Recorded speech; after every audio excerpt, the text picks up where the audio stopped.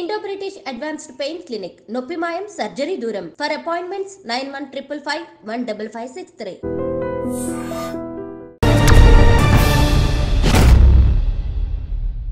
అందరికీ నమస్కారం and welcome to the point. మొన్న అల్లు అర్జున్ ఫిల్మ్ ఈవెంట్లో జరిగిన దుర్ఘటన ఇప్పటికీ కూడా చర్చనీయాంశం అవుతుంది. నటుడు Allu Arjun national film award winner అయినప్పటికీ కూడా అసలు ఎవరు ఖాతరు చేయకుండా చట్టం తన పని తాను చేసుకుపోతోంది. ఎఫ్ఐఆర్ నమోదైన విషయం తెలిసిందే. ఫ్యాన్స్ చాలామంది గగ్గోలు పెడుతున్నారు, సమర్థించేవాళ్ళు సమర్థిస్తున్నారు, తప్పు లేదంటున్నారు. కానీ ఇవాళ తెలిసిన చేదు వాస్తవం అంటే కొన్ని రోజులుగా నడుస్తున్న ఒక విషయం ఏంటంటే ఆ చిన్నారి పిల్లవాడికి బ్రెయిన్ డెడ్ అని డిక్లేర్ అవ్వడం, ఆ తర్వాత పరిణామాలు ఆ ప్రాణం తిరిగి వస్తుందా అనే ఒక దిగ్భ్రాంతి, ఒక విధమైన బాధ అందరిలో మిగిలింది. సో ఇవాళ ఈ నేపథ్యంలో ఇప్పటికి కూడా మరి అల్లు అర్జున్ తను క్షమాపణ చెప్పాలని కొంతమంది భావిస్తున్నది అది వాస్తవమా, అది సమంజసమా? ఈ అంశాలపై మాట్లాడదాం. మనతో పాటు ప్రముఖ సోషల్ యాక్టివిస్ట్, అందరికీ సుపరిచితులు కృష్ణకుమార్ గారు ఉన్నారు. వారి అభిప్రాయాలు ఎప్పుడు చాలా లోతుగా విశ్లేషించి చెప్తారు కాబట్టి వారితో మాట్లాడదాం. నమస్కారం అండి. నమస్తే. అల్లు అర్జున్ గారి ఈ పుష్ప 2 సెలబ్రేషన్ ఎంత పైకి వెళ్ళిందో ఈ ఇష్యూ కూడా అంత పైకి వెళ్తున్న పరిస్థితి చూస్తున్నామండి. ఏం జరుగుతుంది మ్యామ్? అసలు ఇది ఎవరి చేతిలో లేకోకుండా ఆక్టోపస్ లాగా అయిపోయిందండి. ఇది దురదృష్టం. ఎందుకంటే ఇక్కడ ఎవ్వరూ కావాలని చేసింది లేదు, కానీ ఎవరు కావాలని చేయలేదు. కానీ కొందరు ఎస్కేప్ అయిపోతున్నారు, కొందరు బుక్ అయిపోతున్నారు. అవును, ఎస్కేప్ అవుతుంది ఎవరు అంటే ప్రభుత్వం. నా దృష్టిలో అసలు ఈ దుర్ఘటన జరగటానికి కారణం ప్రథమ ముద్దాయి ప్రభుత్వమే. ఎందుకంటే అర్ధరాత్రి షోకి పర్మిషన్ ఇమ్మని చెప్పింది ఎవరండి? బుద్ధి ఉండాలా అక్కర్లేదా? అర్ధరాత్రి ఏమిటండి? అర్ధరాత్రి మధ్యలో దరువు అదేమన్నా శివరాత్రి? ఒక టికెట్ మీద 2 సినిమాలు చూపిస్తారని వెళ్ళి పాపం సినిమా హాల్లో కూర్చొని నిద్రగాస్తారు కదా, అంటే పుణ్యం కోసమని ఏదో కలిసి వస్తుంది కదా అని చెప్పి అది వేరే విషయం. అసలు మీకు సినిమా రిలీజ్ కోసం అని చెప్పి కక్కుర్తిపడి ఆ మైత్రి మూవీ మేకర్స్ వాళ్ళు వీళ్ళ దగ్గరికి వెళ్ళి, గవర్నమెంట్ దగ్గరికి వెళ్ళి మాకు టికెట్ రేట్లు పెంచండి, అర్ధరాత్రి షోలకు పర్మిషన్ ఇవ్వండి అంటే ఏ బుద్ధితో ఇచ్చారు చెప్పండి? అసలు టికెట్ రేట్లు ఏంటి? ఇప్పుడు నిన్న మంత్రి చెప్తున్నాడు, ఆ ప్రకటన చూస్తే నాకు చాలా నవ్వొచ్చింది. వాళ్ళు ఎంతో చిన్న కుటుంబం అయినప్పటికీ వాళ్ళ జీతం కేవలం 30,000 అయినప్పటికీ 12,000 రూపాయలు వెచ్చించి పిల్లగా ఎవరికి తగ్గట్టు వాళ్ళు మాట్లాడుతున్నారు. అసలు రాత్రిపూట సినిమా ఏంటి? అవును, అసలు ఈ మొత్తం విషయంలో ప్రభుత్వంది, మైత్రి మూవీ మేకర్స్ది, అలాగే ఇంటెలిజెన్స్ వైఫల్యం. ఆ రోజు పొద్దు నుంచి సాయం దాకా పిచ్చోళ్ళు మాదిరి తిరుగుతున్నారు అక్కడ ఆ థియేటర్ చుట్టుపక్కల. ఎప్పుడు సాయంత్రం అవుతుందా అని అంత క్రౌడ్ వచ్చారు. పైగా అదే టైంలో 5-6 థియేటర్లు ఇంకెక్కువే ఉన్నాయి అక్కడ లెక్కేస్తే. అందరూ ఫస్ట్ షో వదిలిన టైము ఆ టైం అప్పుడు అల్లు అర్జున్ వచ్చారు. అసలు 5వ తారీఖు వేసుకోమంటే అసలు వీళ్ళు 10ంటిలోపు షో ఎందుకు వేసినట్టు? ఇన్ని తప్పులు పెట్టుకొని అసలు పొద్దున్నుంచినే అక్కడ క్రౌడ్ ఎంత జమ అవుతున్నారు అనేది ఆలోచన రావాలి ఎవరికి? ఇంటెలిజెన్స్ వాళ్ళకి. ఈ ఇంటెలిజెన్స్ వాళ్ళు వెళ్ళి పోలీసు ఆ స్టేషన్కి చెప్పాలి ఇలా ఉంది పరిస్థితి అని. పోనీ ఇంత చేసి సంధ్యా థియేటర్ను ఆ పోలీస్ స్టేషన్ ఏమైనా 5-6 కిలోమీటర్ల దూరంలో ఉందా అంటే 4 అడుగుల దూరంలో పోలీస్ స్టేషన్ ఉంది. ఆ మాత్రం మీకు అంచనా రాలేదా? అదే కదా, ఇది అసలైన తప్పు. ఇది అయిపోయిన తర్వాత అసలు ఈ పర్మిషన్లు అనేది ఒక పెద్ద ప్రహసనంగా మారింది. అవును, ఏంటి ఆ రోజు ఏసీపీ డీసీపీ స్థాయిలో ప్రెస్ మీట్ పెట్టి వాళ్ళు సెలవిచ్చింది ఏంటి అంటే అసలు దీనికి పర్మిషనే లేదు ముందలా అన్నారు కదా. అన్నప్పుడు తర్వాత ఏం చేశారు? సంధ్యా థియేటర్ వాళ్ళు పర్మిషన్ లెటర్ చూపించారు. చూపిస్తే అంటే ఇప్పుడు ఎలా ఉందంటే పౌరాణిక సినిమాల్లో చూపిస్తారు చూడండి, ఒక బాణం వేస్తే ఇంకొక బాణం వస్తుంది చూడండి ఎదురు, బాణానికి ప్రతి బాణం లాగా. అప్పుడు వాళ్ళు ఏం చేశారు? అవునవును వీళ్ళు అడిగారు, వాళ్ళు మళ్ళీ మమ్మల్ని అడగాలి కదా, మేము ఇచ్చే పరిస్థితిలో ఉన్నామా లేదా అని మమ్మల్ని అడగాలి కదా అని చెప్పి పోలీసులు అన్నారు తెలివిగా. అదైపోయిన తర్వాత ఇంకొన్నాళ్ళు పోయిన తర్వాత ఇంకొక లెటర్ తీసుకొచ్చారు బయటికి. మేము అసలు సంధ్యా థియేటర్ వాళ్ళకి లెటర్ ఇచ్చాము, మేము బందోబస్తు ఇవ్వలేము అని చెప్పి లెటర్ ఇచ్చాము అని చెప్పారు. ఇది ఎప్పుడు ఇచ్చారు? ఈ ఘటన జరిగిన తర్వాత 7-8 రోజుల తర్వాత రిలీజ్ చేశారు. ఎక్కడి నుంచి వచ్చి ఉంటుంది ఆ లెటర్? ఎందుకు లేదు? ఆ ముందు ఎందుకు లేదు? అసలు ఇవన్నీ కాదండి. ఇప్పుడు ఇంత పెద్ద దుర్ఘటన జరిగింది, మీరు అనుకుంటున్నట్లే చాలా పెద్ద దుర్ఘటన ఇది జరిగినప్పుడు ఏసీపీ డీసీపీ స్థాయి వాళ్ళు ప్రెస్ మీట్ పెట్టినప్పుడు కింద వాళ్ళ దగ్గర నుంచి ఫైల్ తెప్పించుకోరా?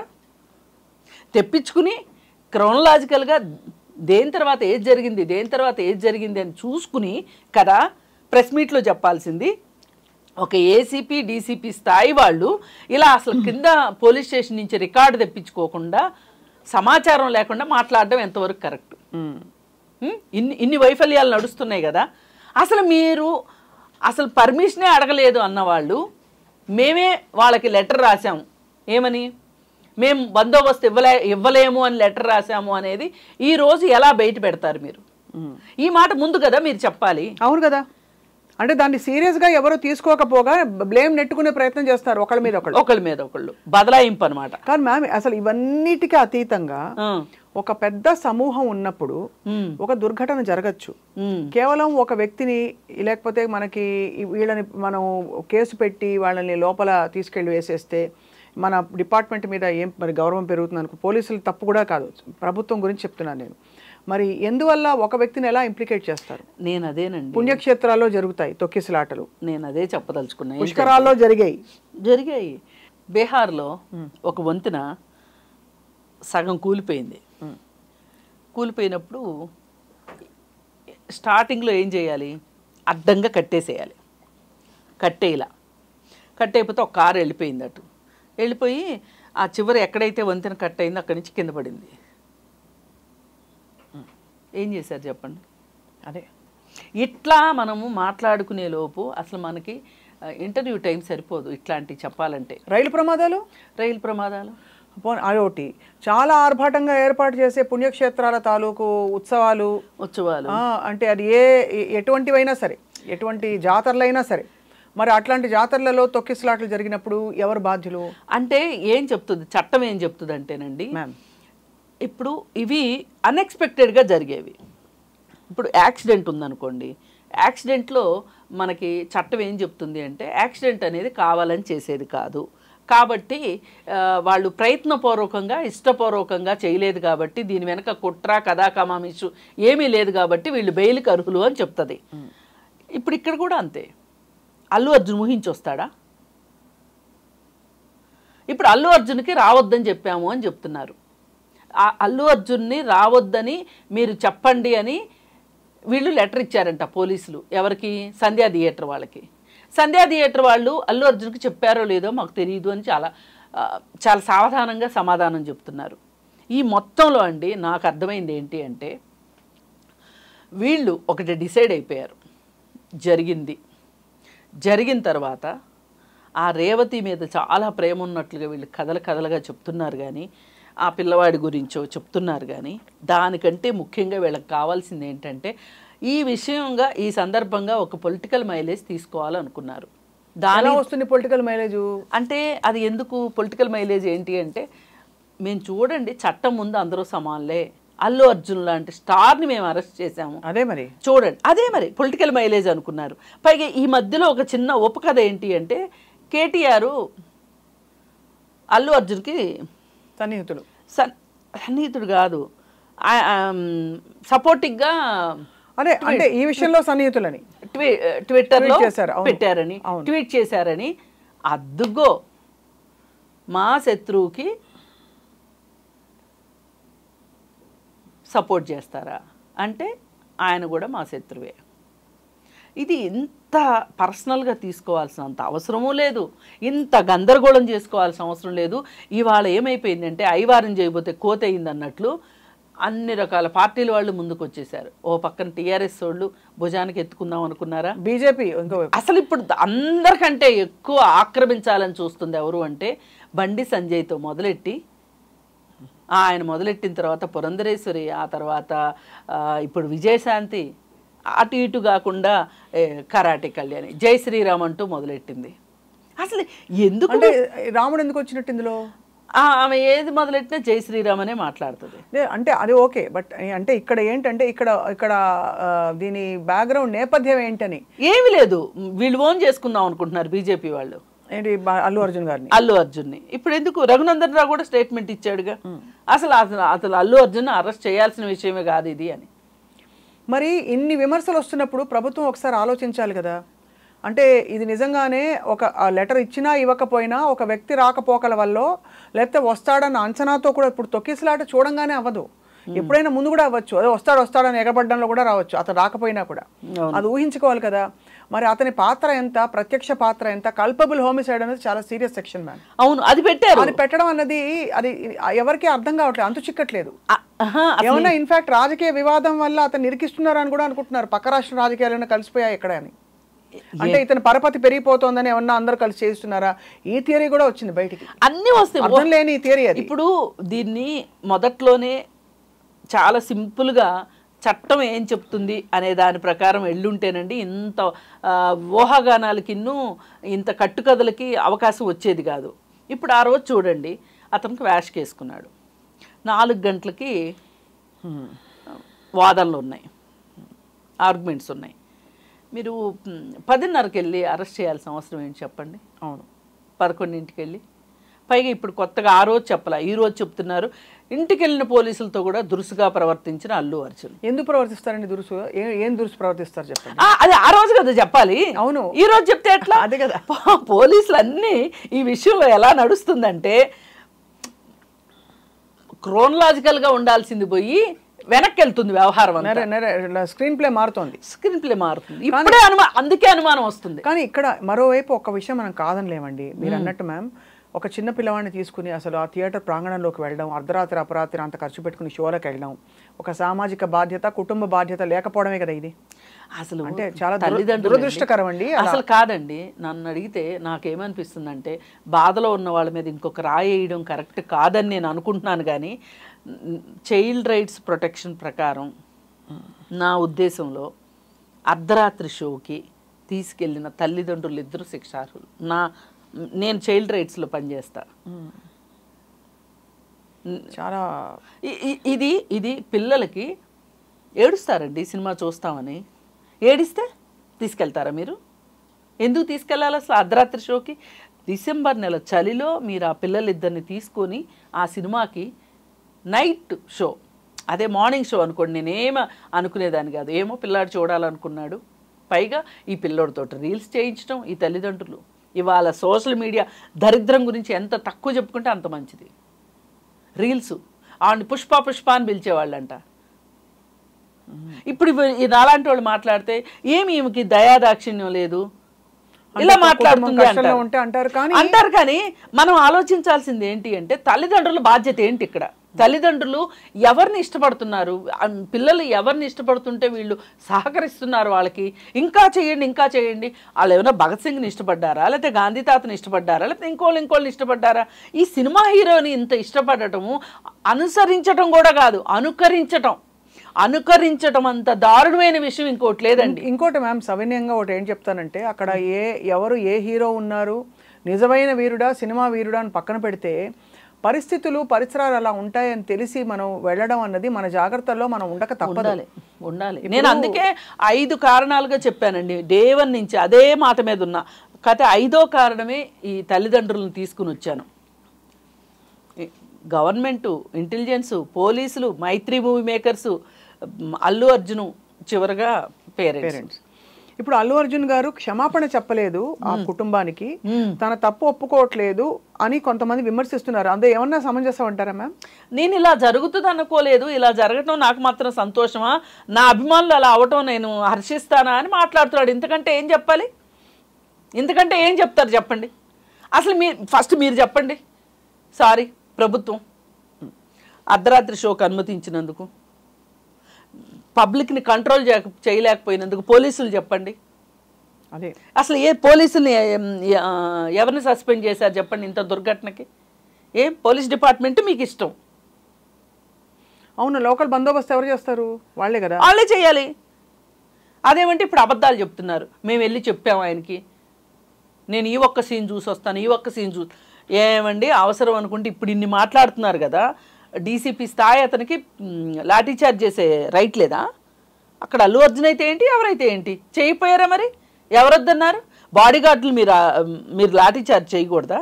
బాడీగార్డులు వెళ్ళనివ్వలేదు, మేనేజర్ వెళ్ళనివ్వలేదు, ఈ కుంటి సాకులు చెప్తున్నట్టుంది తప్పితే వేరేగా లేదు. అందుకని ఈ విషయంలో ప్రభుత్వం కూడా బండి ముందు ఎద్దులు వెనక కట్టేస్తున్నారనిపించింది. సహజంగా ఎద్దులు ముందు ఉండాలి, బండి వెనక ఉండాలి. కానీ బండి ముందు వెళ్ళిపోతుంది, ఎద్దులు వెనకబడిపోయినాయి. ఎందుకంటే వీళ్ళు తారుమారు చేసి చెప్తున్నారు చూడండి ఘటనల్ని, సీక్వెన్స్. ఆ సీక్వెన్స్ తప్పు చేసినప్పుడు ఇట్లాంటి సీక్వెన్స్లు మార్చే అవసరం పడుతుంది. అంటే డెఫినెట్గా ఇక్కడ కొన్ని కీలక విషయాలు, ఎందుకంటే ఇందులోంచి ఇంత రాద్ధాంతం జరిగి రేపటి రోజున దీనికి ఒక దీని ప్రోటోకాల్ మారుద్దాం, దీని విధి విధానాలు మారుద్దాం, ఇలాంటి పర్మిషన్స్ ఎంతవరకు ఇవ్వాలి, మార్కెట్కి లాభ నష్టాలు మార్కెట్కి అనుసంధానం అయి ఉంటాయి అవును అంటారు కదా. వీళ్ళు కూడా అంతే. ఎవడు తీయమన్నాడు? 500 కోట్ల బడ్జెట్ సినిమాలు ఎవరి కోసం తీశారు మీరు? 500 కోట్లకి 1000 కోట్లు వస్తాయనే కదా మీరు తీశారు. పోతాయి. అవును. దానికి అలాంటప్పుడు రేట్లు పెంచాల్సిన అవసరం ఏంటి? రేట్లు ఎందుకు పెంచారు? ఇప్పుడు ఇదివరకటి రోజుల్లో కూడానండి, ఇవాళ ఇన్ని కోట్ల బడ్జెట్లు అనకపోయినా కానీ పాత రోజుల్లో కూడా చాలా బడ్జెట్ సినిమాలు ఉండేవి అక్కడక్కడ. అవి ఎన్ని రోజులు ఆడాయండి? ప్రేమాభిషేకం సినిమా ఎన్ని రోజులు ఆడింది? అవును. ఆ సినిమాలో సత్తా ఉంది, ఆడింది. మీకు కూడా సినిమాలో సత్తా ఉంటే ఆడించుకోండి, సంవత్సరం పాటు వెయిట్ చేయండి డబ్బులు వచ్చేదానికోసం. మీరు వెయిట్ చేయలేరు. ఈ రోజు డబ్బులు ఈ రోజు కావాలి మాకు. అందుకని మొదటి రోజు ఎంత వచ్చింది, రెండో రోజు ఎంత వచ్చింది, వారాంతంలో ఎంత వచ్చింది, ఫస్ట్ షోకి ఎంత వచ్చింది, సెకండ్ షోకి వచ్చింది ఎంత వచ్చింది అని లెక్కలేసుకోవడం తప్పితే మీరు అవును ఎందుకు ఈ తహతహ, మీకు ఇలా పిండాలనే తహతహ ఎందుకు? ఈ సినిమా అయిపోవాలి వెంటనే. ఇది 2 వారాలే ఆడేది. ఇంత హై బడ్జెట్ సినిమా కూడా 2 వారాలు ఆడాలి, ఈలోపు ఇంకో హై బడ్జెట్ సినిమా వచ్చేయాలి. జనాల్ని తీసి రుద్దడం ఏంటండి అసలు? అంతే కదా. మరి దీనికి కారణం ఏంటి అనేది సినిమా ఇండస్ట్రీ కూడా ఆలోచించుకోవాలి. అవును. ఇవాళ చూడండి, ఆ రోజు జైలు నుంచి రిలీజ్ అయ్యి వచ్చాడు, అందరూ పొలోమని వెళ్ళారు. దాన్నేమో ఇదేదో పెద్ద గొప్ప వ్యవహారం లాగా అన్నట్లు ఆయన ఏదో గొప్ప పని కోసం జైలుకి వెళ్ళి వచ్చినోడికి మాదిరి అందరూ వెళ్ళి పరామర్శించారు. అదేమో లైవ్ పెట్టారు. అసలే కేటీఆర్ సమర్థించాడని ఒక కోపం ఉంది రేవంత్ రెడ్డి గారికి. మళ్ళీ లైవ్ పెట్టేసరికి అరే చట్టం అరెస్ట్ చేసిన మనిషి బెయిల్ తీసుకుని వస్తే ఇంతమంది వెళ్తారా అంటే వీళ్ళందరూ చట్టాన్ని తప్పుపడుతున్నారా అని ఆలోచిస్తున్నాడు ఆయన. అవును, ఆలోచిస్తున్నాడు. కానీ వాళ్ళు ఏదో సహానుభూతి కోసం వెళ్ళారు, పరామర్శించుకున్నారు, అది వాళ్ళ ఇష్టం అని వదిలేయచ్చు కదా. ఇక్కడండి ఏమవుతుందంటే ఈర్ష్య అసూయ నేను అనను కానీ భావావేశాలని కంట్రోల్ చేసుకోలేకపోతున్నారు. ఇమ్మీడియట్గా దీనికి సంబంధించి నాకు సమాధానం కావాలి అని కోరుకుంటున్నారు మనుషులు. అంతే. ఆ కోరుకోవడంలోనే ఇలాంటి తప్పులు జరుగుతున్నాయి. ఇప్పుడు వీళ్ళందరూ వెళ్ళిపోయారు పొలోమని. ఇవాళ మాట్లాడరు ఏంటండి ఎవరు? మరి ఇంత జరుగుతుంటే ఆయన కన్ను పోయిందా, కాలు పోయిందా, కిడ్నీ పోయిందా అని మాట్లాడుతుంటే మరి సినిమా వాళ్ళు ఎవరు మాట్లాడరేంటి? అంతే కదా, మాట్లాడాలిగా. మొన్నేమో కన్వీనియంట్గా ఉందని ఇంటికి వెళ్ళి పలకరించి వస్తారా? అటు మీకు అల్లు అర్జును కావాలి, ఇటు రేవంత్ రెడ్డి గారు కావాలి. ఇప్పుడు మీది ఒక ఇండస్ట్రీ అనుకున్నప్పుడు, మీదంతా ఒక కుటుంబం అనుకున్నప్పుడు ఎందుకు ఎవరు ఏం మాట్లాడట్లేదు అసలు? అంతే కదా. ఎక్కడో నాబొట్టోళ్ళు మాట్లాడినంత కూడా మీరు మాట్లాడట్లేదు ఏంటి అసలు నిజానికి నాకేంటి సంబంధం దీంట్లో? మనం ఎందుకు పాయింట్ టు పాయింట్ మాట్లాడుతున్నాం? ఈ మాత్రం పాయింట్లు వాళ్ళకి తెలియక అనుకుంటున్నారా? అన్నీ తెలుసు, అంతా తెలుసు, తెలిసే చేస్తున్నారు. మరి దీనికి మరి సుఖాంతం అవుతుంది కథ అని అనుకోవచ్చా? ఎందుకంటే జరగవలసిన డ్యామేజ్ అంటే ఘోరంగా జరిగిపోయిందండి. ఒక కుటుంబం అతలాకుతలం అయిపోయింది. ఈ ఒక అవును, ఆల్మోస్ట్ ఇంత జరుగుతుంది అనుకోకుండా ఇప్పుడు ఆ కుటుంబంలో తండ్రి కూతురు మిగిలారు. ఆ తండ్రి ఆరోగ్యం కూడా అంతంత మాత్రం. ఇప్పుడు వీళ్ళు చెప్పే ఈ డబ్బులు ఇవన్నీ కూడా ఎంతవరకు అండి? డబ్బుంటే కొండ మీద కోతి దిగి వస్తా అంటారు కానీ ప్రేమాప్యాయతలు అయితే రావు కదా. తల్లి లేదు, తల్లి లేకుండా అయిపోయింది. అది నిజమైన విషాదము. సరే, ఏది జరిగినా కానీ ఏమీ లేని వాళ్ళకి దేవుడే దిక్కు అన్నట్లు జరుగుతుంది. అసలు ఈ కేసు ఇప్పుడు వాళ్ళకి ఏంటంటే ఆర్థిక మద్దతు కూడా దొరికింది ఒక రకంగా.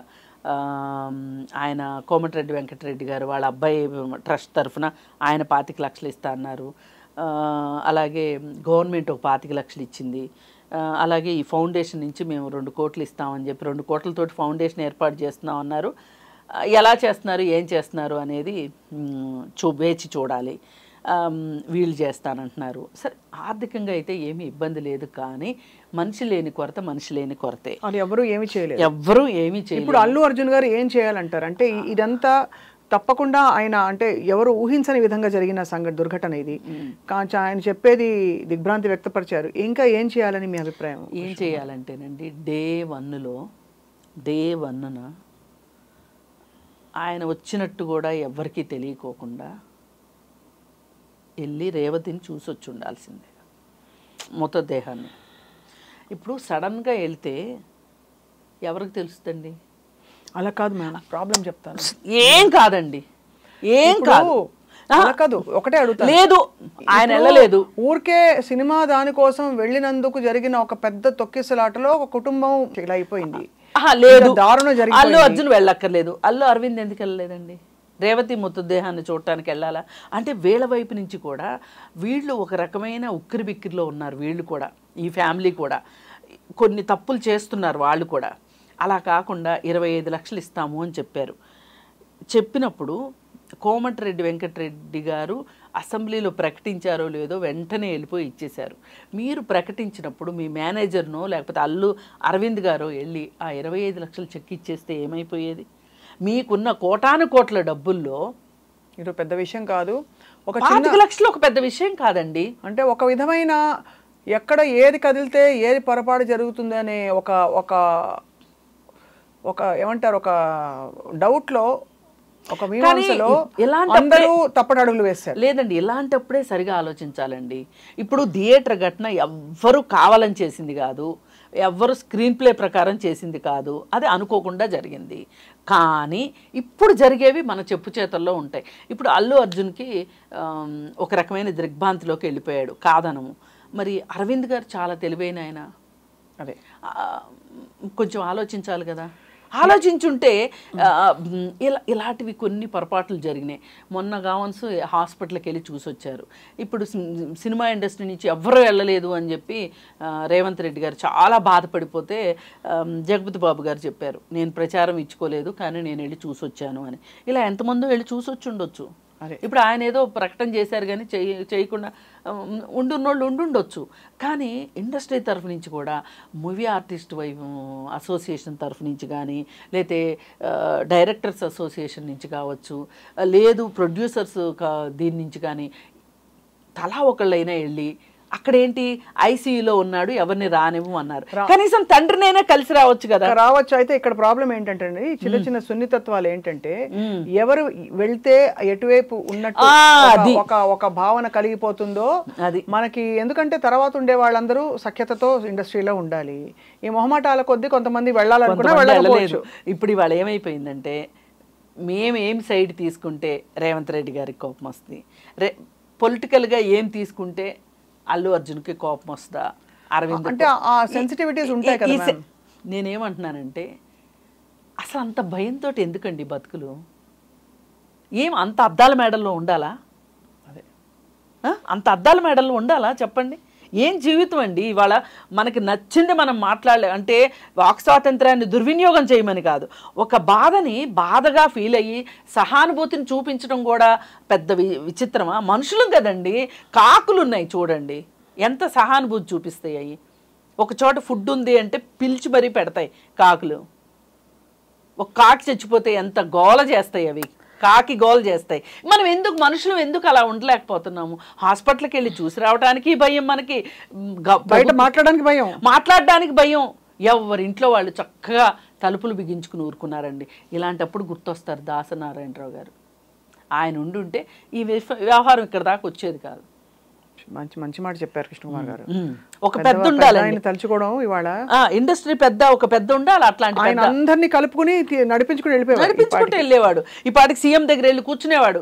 ఏంటయా మా అంటే ఇవన్నీ బయటికి రావాలని కాదు, ఆయన అలా చేయగల సమర్థుడు. చేసి మాట్లాడి చేసి ఉండేవాళ్ళు. అసలు ఇంకొకటి అండి, మనం ఆలోచించాల్సింది, మనము కొన్ని విషయాలు పరిగణలోకి తీసుకోవాల్సిన అవసరం ఉంది. వీళ్ళు కళాసేవ చేశారా చచ్చారా అనే మాట అంటారు, కానీ ఇవాళ ఇండస్ట్రీ మొత్తం మీద, తెలుగు ఇండస్ట్రీలో ఒక ఎన్టీఆర్, ఒక నాగేశ్వరరావు గారు, ఒక అల్లు రామలింగయ్య గారు, ఈ ముగ్గురే 3 జనరేషన్స్. ఇప్పుడు కొన్ని 4th జనరేషన్ కూడా వచ్చేసినాయి. ఒక రకంగా అల్లు అర్జున్ కూతురు కూడా చేసింది ఏదో చిన్న పాత్ర, శాకుంతలం. ఇప్పుడు ఇంత పరంపరగా ఉన్న కుటుంబాన్ని ఒక మాట అనే ముందు కొంచెం ఆలోచించుంటే బాగుండేది అనిపిస్తుంది. ఇంత హార్ష్ రియాక్షన్స్ రాజకీయాల్లో, రాజకీయ నాయకుల మీద రాజకీయ నాయకులు ప్రతిదాడి చేసుకున్నట్లుంది, కానీ ఇక్కడ ఇది ఒక సున్నితమైన అంశం. ఈ అంశం మీదే ఇలా కాకుండా ఇంకొకలాగా స్పందించుంటే బాగుండేది అనే ఆలోచన ఎవరికీ రావట్లేదండి. బాగా మోటు మనుషులు అయిపోయారు ఇవాళ, మంచి మోటుగా ఆలోచిస్తున్నారు, వాస్తవాలు మాట్లాడుతున్నారు కృష్ణకుమార్ గారు. కానీ మొత్తం మీద మీరు అన్నది రైటేనండి. మొదటి రోజు నుంచే బహుశా స్పందన పరిస్థితి ప్రక్రియ డిఫరెంట్గా ఉండుంటే ఇంతవరకు వచ్చేది కాదు. కానీ గైడ్ చేసే మనుషులు లేరండి, లేరు. ఎందుకంటే ఎవరి మాట వినరు. అన్ని గ్రూపులు అయిపోయాయి కదండి ఇప్పుడు అందరూ. అదే కదా, మనుషులే గ్రూపులు. ఎంత అవునన్నా కాదన్నా ఇవాళ మెగా ఫ్యామిలీకి వేరే ఇంకొక సామాజిక వర్గానికి, ఈ సామాజిక వర్గానికి మధ్యలో కొంచెం దూరం ఉంది అనేది మట్టుకు అర్థమైందండి. లేదు అనుకుంటే ఎవరో ఒకళ్ళు కలగజేసుకొని ఈ విషయాన్ని ఇలా కాకుండా స్మూత్గా, ఇప్పుడు ఒకటండి, మీకు సమస్య వచ్చిందనుకోండి, నాలాగా ఆలోచించలేరు. నాకు సమస్య వచ్చిందనుకోండి, మీలాగా నేను ఆలోచించలేను. ఇలాంటప్పుడు అండగా ఒక కుటుంబం రావాలి, వీళ్ళకి అండగా ఒక పెద్ద వచ్చి, పర్లేదు మేమున్నాం, మేము మాట్లాడతాం అని, మీరు తొందరపడి మాట్లాడకండి, మీరు మాట్లాడితే కరెక్ట్గా ఉంటుందో ఉండదో అని చెప్పి ఆ ధైర్యం ఇచ్చేవాళ్ళు ఎవరున్నారు? ఇప్పుడు ఇవాళ చూడండి, ఒక్కళ్ళంటే ఒక్కళ్ళు లేరు వాళ్ళ వెంట. కానీ మొత్తానికి కృష్ణకుమార్ గారు ఒక 3-4 చాలా మౌలిక ఆలోచింప చేసే పాయింట్లు చెప్పారు మీరు. ఒకటి టికెట్ల ధరల గురించి, అలాగే అర్ధరాత్రి షోల గురించి, అలాగే మానవ స్పందన, అంటే మనుషులుగా ముందు మనం స్పందించడం, మనం ఎవరు ఏమిటి, మన మీదకి ఏమొస్తుంది, ఇవన్నీ కాకుండా అది. 4వది అన్నిటికంటే కీలకం ఏమిటంటే అసలు కుటుంబాలు వాళ్ళ వ్యవస్థలో వాళ్ళ కుటుంబాలను కాపాడుకోవడానికి. ఇప్పుడు ఒక చోట జలుబు చేస్తుందంటే చలిలో ఉంటే తీసుకెళ్ళం పిల్లల్ని, అవును, ఐస్ క్రీమ్ పెట్టాం పిల్లలకి ఎంత అడిగితే కూడా. అలాగా ఇది కూడా చాలా కనీసం ఒక ఇదిగా ఆలోచించవలసింది ఆ కుటుంబం కూడా. అంటే వాళ్ళు చాలా కష్టంలో ఉన్నారు, మీరు అన్నట్టు వాళ్ళ మీద అనే హక్కు బహుశా మనకు లేదు. వేరే వాళ్ళు దీన్ని ఎగ్జాంపుల్ గా తీసుకోవాలి తప్పకుండా. ఇకపై డెఫినెట్ గా ఐ థింక్ తీసుకుంటారని అనుకుందాం ఆశాభావంతో. ఇది నిజంగా దీనికి ఒక సరైన పరిష్కారం రాకపోతే పెద్ద నవ్వుల పాలు అవుతామండి అందరం యాజ్ అ సొసైటీ. ఇంత జరిగాక కూడా రేవతి గారి కుటుంబానికి మరి ఎవరు, భగవంతుడు ఏ విధమైన భరోసా ఊరటనిస్తాడు ముందు. తప్పకుండా ఇవన్నీ సద్దుమణగాలని కోరుకుందాం. కృష్ణకుమార్ గారు చాలా లోతైన విశ్లేషణ అందించినందుకు మీకు ధన్యవాదాలు. నమస్కారం అండి.